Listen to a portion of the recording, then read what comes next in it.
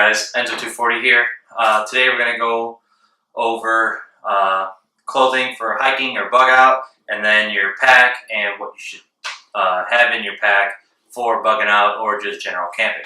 So let's just jump right into it. First off, you're going to want something like a t-shirt or a thin long sleeve shirt that wicks water very well, because what's going to happen is as you're hiking, as you're running, as you're doing whatever, you're going to sweat, and you're going to want these clothes to dry very quickly. Or let's say you get caught in the rain, you're going to want your clothes to be able to dry quickly.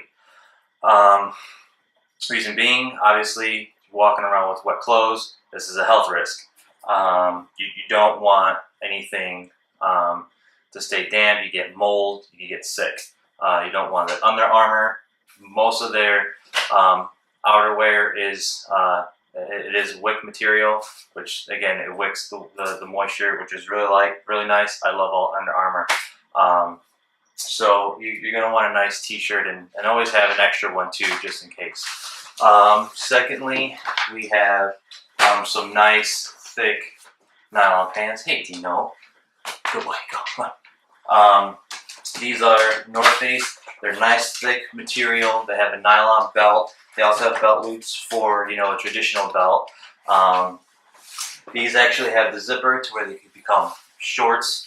You got a nice cargo pocket, which I like. It's kind of a little bit in the front, not on the side to where you're far behind you. It's a little higher because it has the shorts to cut off at the knees. Has it on both sides. The back pockets, everything's Velcro, not buttons, because, well, I don't know your experience. My experience with buttons is sometimes they get stuck. They're a pain in the ass. So I'm a fan of the Velcro. And then on the leggings, you have the zipper. You can fold up a little bit, and you go from there. Another thing you're going to want is you're going to want a nice inside the waistband holster. Something that's comfortable, that you can carry, you can conceal. This is my alien gear inside the waistband. I did another review on it with my Glock. You can look it up and see it. But yeah, you got your back pockets, front pockets, cargos, really good pants. What you're also going to want, and this is one of the most important things, you're going to want a good pair of hiking boots. These are mine. I've had them for a while. You can actually tell. I'll put a picture of them in, and I love them. They're nice. They're strong. You don't want waterproof. A lot of people think, oh, I'll get waterproof boots because if I'm in the snow or it's raining, I don't want to get my feet wet. Well, yes, you're right. You don't want wet feet. You want to make sure you have a nice, good pair of socks on as well, something nice and thick. The issue with waterproof shoes and boots is, yes, granted, water can't get in, but at the same time, now moisture can't get out. As you're walking, as you're hiking, there's always going to be some way moisture is going to be in your foot, in your shoe, even if it's just sweat. You don't want that. If it's waterproof, it's going to hold that moisture in. Waterproof shoes aren't really the greatest. You want something with a nice, thick rubber sole and a thick material, but you don't want waterproof, so just stay away from waterproof. And then, as I mentioned before, socks. You want, nice, good, thick pair of socks to protect your feet. And also always keep an extra pair of socks in your bag. You always want to have an extra pair. Because believe me, you don't think you're going to need it. You're going to think, well, when are my feet going to get wet that I'm going to need to change my socks? Believe me, you're going to want it. Also, what you're going to want, for your underwear or something, get some kind of spandex, compression shorts. Those will really help you. You don't know how long you're going to be in there. You don't know how you're going to be moving. Cotton's great. But after a while, you could get chafing. You don't necessarily know. You're gonna want some kind of spandex. So that's pretty much it for clothing. Another thing too, now you're gonna want is your jacket. This is my jacket that I normally go hiking with. It stays with all my camping stuff. I like it. It's got a nice thick layer on the outside, Velcro on the sleeves, so I can close up if it gets really cold. It zips up. I got an elastic clothing to tighten the bottom to keep my heat in. It's got a lot of pockets. Every pocket has a zipper. I have my pockets here with the zipper. I have a pocket on my chest with a zipper. Then I have one on my arm with a zipper. Now this comes in handy a lot as you're camping or hiking or what have you. you're going to have equipment that you have on you. You're going to want it readily accessible. When you're picking out clothing, when you're picking out items, whatever you're picking out to put into your bug out bag or your hiking bag, you want to make sure that they don't fail. You want to have the least amount of moving parts, because if it's something that could go wrong, Murphy's Law, anything that can go wrong will go wrong. So you don't want that kind of stuff. You want something simple that works. That's what it is. Keep that in mind when you're going through and picking stuff out. So next thing, we're going to go over our bug out bag and what you should kind of have in there and what you should use. All right, so this is my bag. Hey, Dino. For those of you who don't know, this is Dino, my trusty companion. It's a good boy. And this is actually his bag that's in the front, which is why he's all over here, because he loves going hiking and camping. And right now, unfortunately, he thinks that that's what we're going to go do. So I'm just going to go ahead and take his bag off, and I'll explain it a little bit too. If you have a pet, it's a really good idea to get them some kind of hiking bag as well, because stuff's going to get heavy. You're going to want them to be able to carry their own thing. And these are nice, cheap. You get them at a Petco or PetSmart for 20, 30 bucks. Really nice. I'll go over this a little bit later. So this is my pack. It's a High Sierra. You're going to want something that's strong. You're going to go with something that's a good name. Don't go with some knockoff, something made in China. Start things off. I really like this bag. It has, a zipper on top. This top flap opens up. There's a little one in there. And we're just going to start breaking this down of what's inside top to bottom. So to start off, on the top, I have a Sawyer water filtration kit. And it came with a 16-ounce bag. So really nice. Fill it up, put this in there, and then you can just drink through it like it's a Capri Sun. I know a lot of people think, oh, if you get water, as long as it's flowing in a nice river, you're good to go. Not necessarily. You don't know if there's a dead animal up in the river upstream, and now you're drinking that bacteria. You're going to want a filtration system. Something like this, nice, cheap, and small, and it's effective. That's what you want. You can't survive without it. So that's the very top bag, top pouch. Then there's another one, a larger pouch. In here, you can store any kind of valuables, anything that you want to be kind of easily accessible, because you can just kind of reach over your head and grab it. At the end of this video, I'll post pictures, what this bag looks like on me. Another thing that you're gonna like about these bags is everybody's a different body size, different body height. This is fully adjustable. I can adjust the straps how high or how low I want them for me. If you're a smaller person, you're going to want to put these straps a little lower, because this bottom part is going to want to wrap around your hip, your thighs. You don't want that. You want it to be on your waist. So you're going to want to adjust this to your height. They're not difficult. It's just a couple of Velcro straps, and you can just slide it down. Very, very easy and simple. So we'll go ahead and open this up and keep going. So another nice thing is you have a bunch of these little clips that things flip over. You're going to see a lot of straps, a lot of strings. The main reason is when you're hiking, you want everything to be tight. You don't want any wiggle room. When things wiggle, when you move, it makes it harder to move. It's more, then now you have to counterweight. Perfect example is, look at a mountain bike compared to a road bike. Road bikes have no suspension, because when you pedal, that suspension will absorb some of the force from you pedaling. You don't want that. So you're going to want everything to be tight and close to your body in this bag. So again, we'll undo another snap. We have a string, and we'll open up. Another thing I really like about this bag is everything it has kind of covers it, which is nice, because if you're stuck in the rain or something, it keeps everything dry on the inside. So starting off with what's in the bag, I have a nice fleece blanket, which is going to be nice enough for cold nights. Something that rolls up kind of small. This blanket actually opens up pretty large. I don't have its size, but I believe it's about I think it's about 6 feet by 8 feet. It's a nice big blanket. It covers a lot. You don't have to have this, but you're going to want something like this. Another thing that I prefer with the fleece instead of something that's filled is, let's say I need a towel, I need to dry off. This material, I could also use this as a towel. It doesn't have to be just a blanket. So as you see, as I go through the things that are in this bag, a lot of them have a dual purpose. That's how you're going to want to pick things. So that's another rule. So first rule, make sure whatever you have is simple, less moving parts to last its longevity.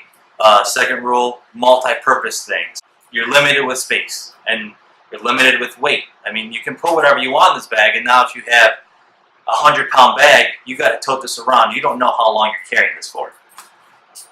So keep that in mind as well. Next thing you're going to want, and this isn't a necessity, but I have room for it, so I put it in there.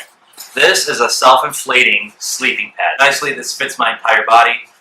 It's not necessary, but when you're camping out there, those of you that have camped before and have only slept in a sleeping bag on the ground, I believe you'll attest to this, that sometimes that ground's pretty hard and it's hard to get comfortable. Sleeping pad will work wonders, especially one that's self-inflating. Some people use yoga mats. I'm not a fan of yoga mats. They're heavy, and they don't give you a lot of padding.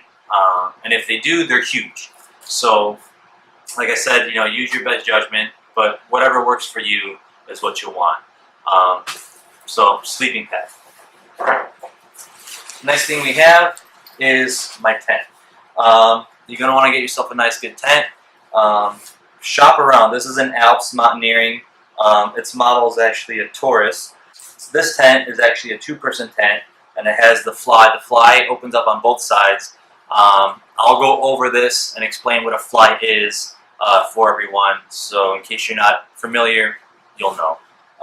You want to get yourself a good tent. Part of surviving out in the wilderness, shelter. You want to make sure you have something that will protect you and keep you safe from elements. That's also a 3-season. Obviously, we have 4 seasons. A 4-season tent can withstand in the winter and traps in the heat. This is a 3-season. It's not rated for the winter, but I'll go over why I like this tent better than a 4-season tent, and I'll do that in the review for the tent. Inside here, most packs have this, and we'll see if I can get this in there. You can see the hose right here. And inside, there's a pouch with a little clip. I'll undo it so you can see. I'll take everything out for you guys. In here is a camel pack, a bladder. And it has a little hole for the water, and it comes down the strap. Water, again, very important. When you're hiking, you don't want to have to carry on a bottle, this and that. This makes it easier. You don't need it. You could use a bottle if you want. Just makes life easier. Next thing we have is our camping and hiking utility. I'll open this up. This is the shovel. It came in a nice hard rubber case. It actually even has little hooks to where I could hook it onto his jack if I wanted to. So we can pull it out, and this is normally what they are. They'll open up, unfold, and just tighten down.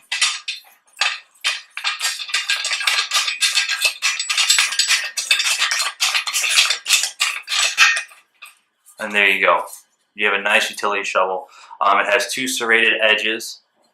Not sure if you can see that, serrated edging. It's kind of sharp, so you can use it, to obviously dig. You can use it as a weapon, as a blunt object, or you can use it to saw. Multi-purpose. So that's everything that's in the main compartment. Now this bag actually has a zipper on the bottom to separate the main compartment from the lower compartment. We're not there yet. We still have all of our little zippers and openings. So we have side pockets. Now these are very important. They don't seem like they would be, but they are. You're going to want to keep some kind of repellent. Bugs are horrible. Fleas, ticks. This does, repels mosquitoes, fleas, ticks, gnats. really bad, especially in today's world. You have everyone saying, oh, like the Zika virus with mosquitoes. You're out there in the wilderness, you're stuck, you want to repel the bugs, you could get sick, and they're an annoyance. So make sure you have something like this. I love these too because when we go, Dino gets wiped down also. I mean, he's running in the brush. I don't want him getting ticks and him getting sick and not have to worry about him, or him getting fleas and now he's scratching. It's important. Another thing you're going to want to get yourself, and this is Coleman, bio wipes. They're good for the environment. They're bio. They'll degrade. In the whole. When nature calls and you gotta do your business, you're gonna want a wipe. Don't use a leaf. You don't know what that plant is. You could hurt yourself. You could get a rash, and a rash in that area, I can't imagine would be good. But then also for cleaning, if it's cold and you can't get into the water to wipe yourself down, you can use these to wipe yourself down and clean yourself. Very important to have. Another thing you want to get is a little first aid kit. I like this. Comes in a nice little aluminum can. Inside, you have sting relief. You have some matches, triple antibiotic ointment, Band-Aids. There's gauze in here. Chloride wipes, to disinfect, and then a variety of Band-Aids and whatnot. Very good to have, not crazy. This thing is super cheap. And again, now after you use everything, you have an aluminum can for whatever you need. I also put a little vial of Advil or Tylenol in here as well for headaches or Motrin for inflammation if you get hurt. It'll help. Make sure you have some kind of first aid in your bag. Oh, here we go. Tylenol. Like I said, I always have one of these little vial in the bag. On the other side, I don't have it in here because I was actually using it the other day, but what I keep in here is a nice spool of 100-foot nylon rope. Come in handy with everything. Mine has a built-in clip. Keep it in the bag. You never know. Rope's one of those things that you can use for everything, extremely versatile, and you never know when you're going to need it, and it's hard to make. I mean, you're going to go get vines and braid them together. You never know when you're going to need rope. Make sure you have some kind of rope in there. Also, while you're camping, when you have food, you never want to store the food inside the tent because of animals. You want to go hang it up out away from your campsite in a tree. That's hard for animals to get to. You're going to need rope. How are you going to hang it up? So that's that. Now the front pocket, I have the front main one in here. Very important. This is a headpiece flashlight. I keep the batteries out of it because I've found sometimes that it gets put on while it's in the bag and then I have dead batteries. It has 3 settings. It has low light, high light, and then flashes red, goes over your head. Nighttime when you're camping and hiking, sometimes you're not aware of how fast you're going to lose daylight. Believe me, hiking in the dark is going to be very, very hard. You're going to want some kind of light. Also a flashlight. Again, the flashlight's not in here because I use it for other things, but flashlight, some kind of light you're going to need. I also have a lighter in here, stays in here. Fire, another one of those things. But on top of having a lighter, I also have one of these, which you should want to keep in there as well. Metal piece, it's a little saw. It's a magnesium block with flint. Magnesium is very flammable, so you shave it off onto a nice leaf, give it a nice spark, and it'll light up. Whatever it touches lights up. It's actually very easy to start a fire with this. So I recommend having this also because if the lighter breaks or runs out of fuel, you're going to be screwed. That's that pocket. The secondary front pocket. This is again another thing you're going to want to get. You're going to want to get yourself a nice hiking knife. Nice blade. Make sure you get one with the cover because you don't want an open blade in your bag. Very dangerous. Sharp. It's got a nice serrated edge for sawing, and and it's got some weight to it. So if I need it, I can use it to hack like a hatchet, which is nice. A lot of people also carry a hatchet as an extra thing. Again, like I said, I can use this as a hatchet as well. I don't need to carry an extra piece of material or equipment. Another thing that's very nice about this is stainless steel and aluminum won't corrode. The third thing that's really good about this, and this is the main reason you want a hiking knife instead of just a Bowie knife. The back normally unscrews. The cap is a compass. You're always going to want that, because like I said, if you get lost, you're gonna need direction. But inside, there's a little plastic baggie, and it comes with some essentials. You have some stick matches, you have a little fishing hook, a fishing line, and then you have a needle and some thread with some buttons. Thread, pants rip, you need to sew them up really quickly, perfect, good to go. Or let's say you get a laceration. You're gonna need to close that up. Regular thread will work. You know, you gotta think extremes. Doesn't take up a lot of space, goes right inside. Another thing that I always try to keep in the bag as well is crazy glue. A lot of people don't know this. One of the first uses for crazy glue was to close wounds. Alright, so sorry about that. Camera died. So now we have the lower portion of the bag. In here is pretty much meant for the sleeping bag. You can see, pull it out. This actually doesn't have my normal sleeping bag in here. This is more of this is a larger sleeping bag. Mrs. Enzo and I went out camping not too long ago, so I threw this in there because it's larger. Another function of this bag that I love. I know I mentioned before about, you know, if you're in the rain and whatnot. This bag has a built-in cover. You see right here, opens up, and it can actually cover the entire bag while it's full. As I'm hiking, normally what I do is at nighttime when I'm camping out, I'll actually wrap the bag in this as well, just to keep it safe from dew and whatnot. You don't want things to get wet.